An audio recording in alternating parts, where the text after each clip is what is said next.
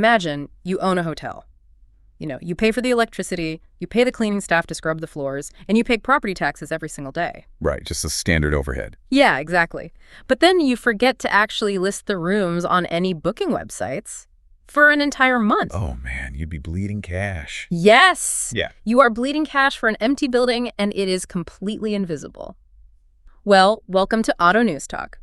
In this segment, we are looking past the breathless hype that usually dominates the automotive industry.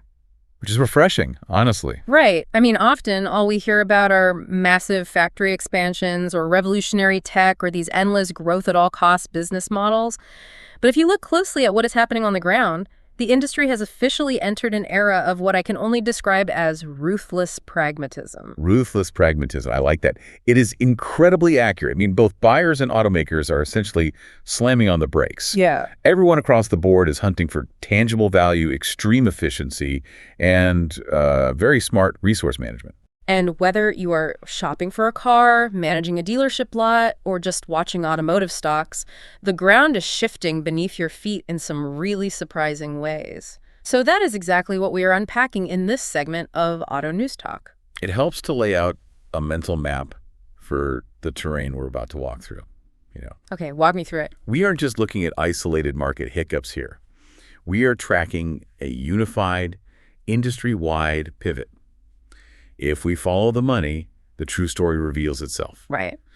So we're going to start with how consumer affordability is drastically changing the actual metal that leaves the lot. Okay. Then we will look at how automakers are desperately preserving cash on the factory floor just to survive. And finally, we'll explore how the battle for profit margins has completely migrated away from hardware and into the invisible realm of software and data. Because consumers are refusing to pay premium prices, and that financial pressure travels straight up the supply chain. Let's start with the consumer side, because their wallets are forcing them to make highly practical compromises.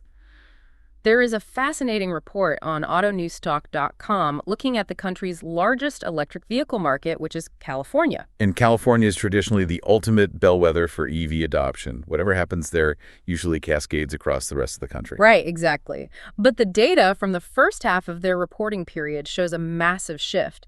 California buyers actually registered more hybrid vehicles than fully electric vehicles. Oh. Yeah. Hybrids made up 22.1% of new vehicle registrations, completely outpacing fully electric vehicles at 15.9%. That is a staggering pivot. It really is. What's wild about this is that it's a total reversal from the previous cycle, when EVs actually held a slight lead. To give you some specific details from that autonewstalk.com article, the Tesla Model Y is still the overall best-selling vehicle in the state, with over 54,000 units sold. Okay, so Tesla's still holding on. They are, but sitting right there in second place is Toyota's hybrid-only Camry. It holds a massive 15.5% share of the passenger car segment. And on the automaker side, you have Lucid seeing 22.7% growth, while Rivian dropped 28.3%. Oh, wow. So I have to ask, are EVs becoming like that expensive, ultra-modern fusion restaurant everyone wants to try once, while hybrids are just the reliable neighborhood diner people actually go to every day? That is a perfect analogy. I mean, the early adopters, the ones who had the budget and the specific lifestyle to support the fusion restaurant experience, they've already bought the EVs. Right, they're tapped out. Exactly. Yeah. So now we are dealing with the mass market. And the underlying mechanism here is friction. What we're seeing is buyers actively balancing their desire for better fuel economy with the undeniable convenience of gasoline refueling and, frankly, much lower upfront costs. It's just easier. It is. Automakers like Toyota saw this coming and are actively driving the trend. By making absolute top sellers like the Camry and the RAV4 hybrid only, if you look at Indicata's Market Watch report on UK used car demand, which was also covered on autonewstalk.com, you see the exact same cost-conscious behavior playing out globally. Oh, the used market is always the best lie detector for real-world budgets. So what are UK buyers doing? They are actively fleeing the premium prices of newer cars. According to the Indicata data, buyers are flocking to 3 to 4-year-old vehicles. Okay, so slightly older. Yes. This specific age group accounted for 25.8% of used car sales, despite only being 22.6% of the available stock. Right. So demand is aggressively outstripping supply. What about the newer stuff? Meanwhile, the nearly new cars, so vehicles under 2 years old, have much softer demand. They make up 28.4% of the stocks and only 24.9% of the sales. Let me guess. The nearly new cars are still carrying too much of that initial price premium, and buyers just aren't willing to swallow it. You nailed it. Okay. Now, the baseline in the UK used market is that petrol vehicles still lead at 43.4% of sales, even though that share is gradually declining. But here is the data point that surprised a lot of analysts. Hit me. Used EVs in this specific 3 to 4 year age bracket are actually becoming highly popular. Wait, I have to stop you there because that makes zero sense to me. Everything we hear says older EV batteries are a liability. People worry about battery degradation. They worry about out-of-date charging tech. Why on earth are buyers flocking to them? It all comes back to the financial mechanics of depreciation. A brand new EV carries a massive price premium.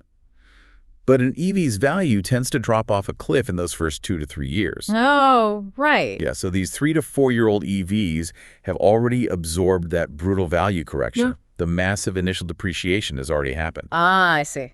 So the first owner takes the massive financial hit. Precisely. So a secondhand buyer can step in and get incredibly modern safety tech, instant torque, and zero tailpipe emissions at a radically accessible price point. So the math just works? Yeah, a shockingly low purchase price completely mathematically offsets their anxiety about driving range or battery degradation. Okay, that makes sense. But there's a glaring blind spot in this equation. What this report doesn't tell us is if the UK's public charging infrastructure can actually support this sudden, massive influx of secondhand EV owners. I mean, a lot of these buyers looking for a bargain might be renting or living in flats where they don't have dedicated driveways for home chargers. That infrastructure bottleneck is a very real threat. But the data firmly proves our first point.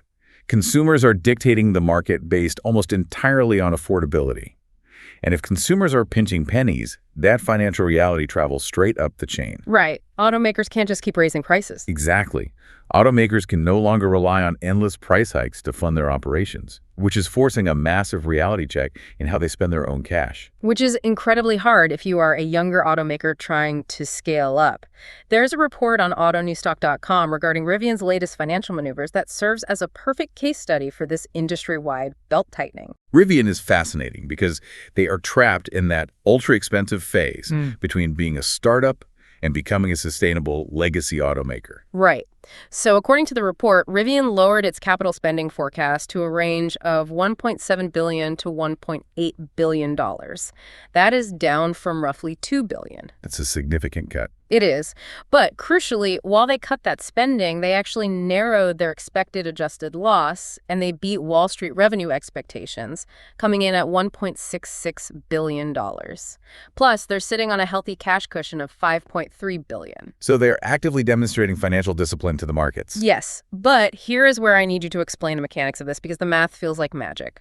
How do you slash hundreds of millions of dollars in capital spending but keep your vehicle delivery targets exactly the same? They are still projecting 65,000 to 70,000 vehicles. Well, before we go further, let's define capital expenditure. Yeah, give me the explain it like I'm five definition. Capital expenditure, or Capex, is the hard, physical cash a company uses to build physical things. We are talking about buying stamping machines, pouring concrete for new assembly lines, purchasing robotics. It's the infrastructure required to build cars. So if they are spending hundreds of millions of dollars less on the factory floor, how are they magically maintaining the exact same delivery targets? Are they just cutting corners? It's not magic, and it's not really cutting corners on the cars. It is a fundamental shift in where their profit comes from. Okay. A critical statistic from the autonewstock.com source explains this beautifully. Rivian reported a gross profit of $179 million, and the source explicitly credits their software and services business for helping offset the continued brutal losses in their physical automotive operations. Oh, wow. So the invisible software is literally carrying the heavy metal. Yes. Think about the mechanics of software margins versus hardware margins. If you build one extra physical truck, you have to buy more steel, more aluminum, more battery cells. The cost goes up every time. Exactly. The cost scales up with every unit. But software, whether you sell a premium connectivity subscription to one driver or 100,000 drivers, the cost to develop that code remains relatively flat.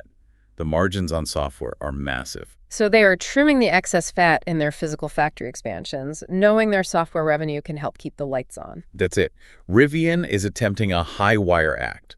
They have to manage their cash reserves carefully while banking on their upcoming R2 midsize SUV to eventually push them toward true physical scale. But let's look at the elephant in the room here. What this forecast absolutely does not answer is whether these physical capital cuts will definitively lead to long-term profitability, or if they're just kicking the can down the road, delaying the inevitable need for another massive infusion of investor cash. That is the exact tightrope they are walking. But it perfectly illustrates our next major theme.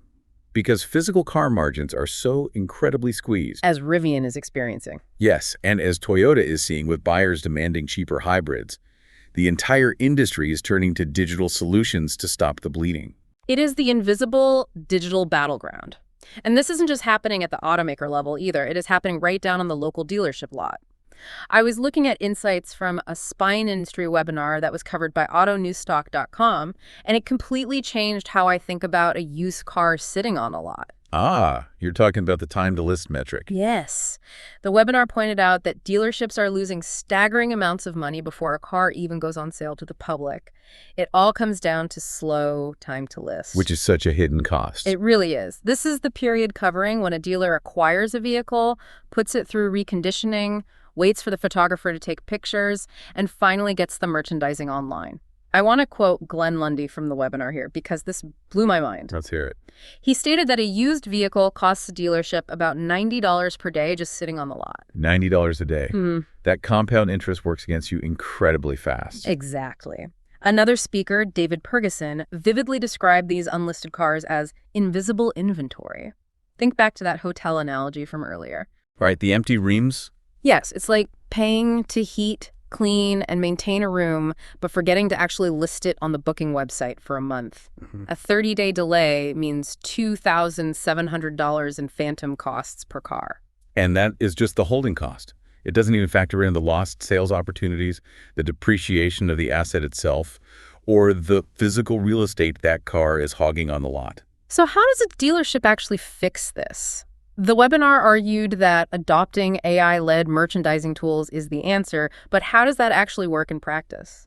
It comes down to workflow compression. Think about the traditional method. A car is cleaned, it waits for a sunny day, a photographer comes out to take pictures, someone manually writes a description, and eventually it gets uploaded. Which can take weeks. Exactly. Yeah.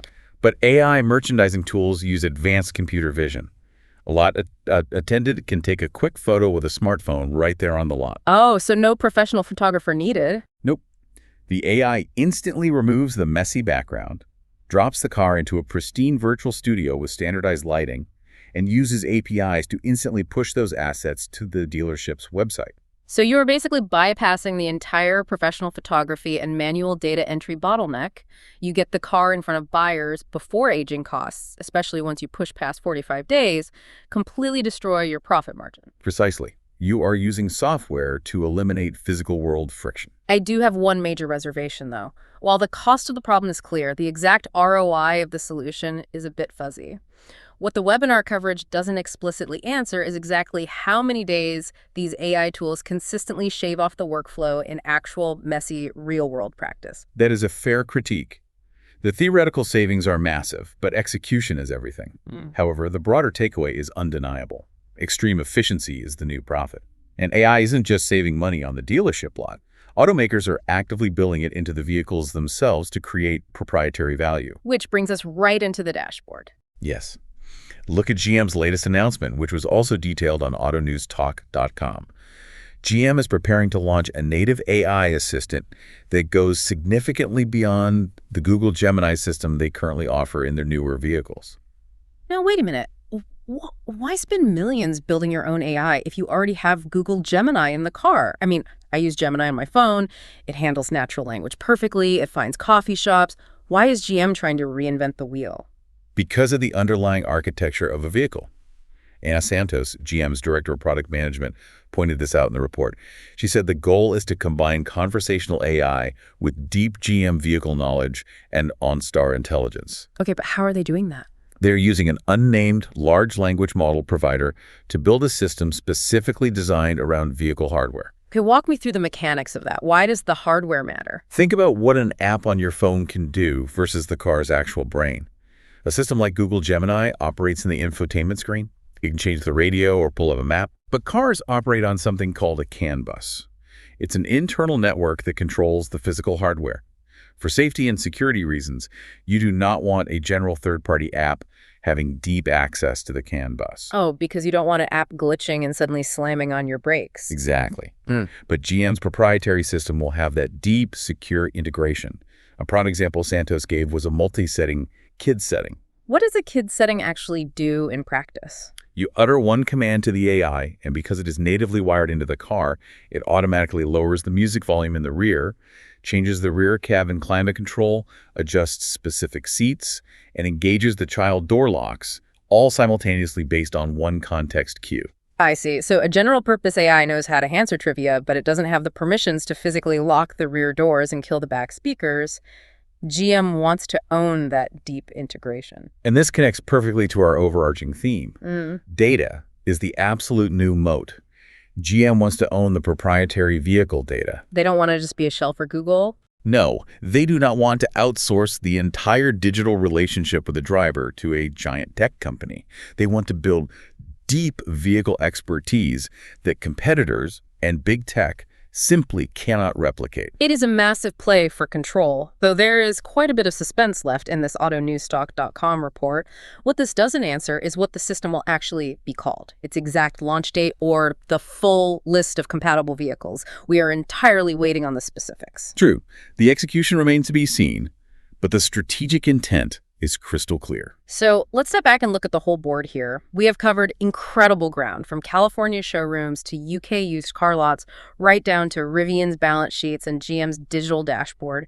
When you connect all these dots, a very clear narrative emerges. It really does. And the primary thread tying all of this together is cost-conscious pragmatism. We are seeing a market dictated almost entirely by affordability over pure innovation. Right. You see it in the autonewsstock.com data, with California buyers pivoting to hybrids. And you see it perfectly mirrored in Indicata's data, with UK buyers targeting 3 to 4-year-old used cars specifically to avoid that brutal initial depreciation curve. Then you follow that financial pressure up the chain, and you hit the second pattern, which is cash preservation. Automakers and dealers are obsessively hunting for operational efficiencies. Absolutely. That's Rivian slashing its physical factory budget to preserve runway, and its local dealerships adopting AI tools to eliminate that invisible $90 a day holding cost highlighted in the Spine webinar. Which naturally leads to the final piece of the puzzle, software as the margin mode. The entire industry is transitioning away from relying purely on the low-margin business of selling heavy metal and moving toward proprietary digital systems to generate actual profit. GM's push for a deeply integrated native AI and Rivian, heavily relying on its software division to offset physical automotive losses, perfectly illustrate this new reality. But, it's not a perfectly smooth transition. There are some really fascinating frictions hiding in these sources. The most glaring tension is between new versus used EV adoption. The sources highlight a complete split in consumer behavior. While new EV registration shares are slipping against hybrids in places like California, used EVs are actually seeing a massive surge in demand in the UK. And it is entirely because the financial risk, that initial depreciation barrier, has been removed for the secondhand buyer. And the other major tension is the battle over who controls the dashboard. General tech versus proprietary tech. GM is actively pushing back against relying solely on general-purpose AI like Google. It highlights this intense underlying anxiety where automakers want to stubbornly own the proprietary data relationship with the driver rather than handing the keys over to Silicon Valley. So if we distill this entire shift down to one practical takeaway for you, the listener, it is this.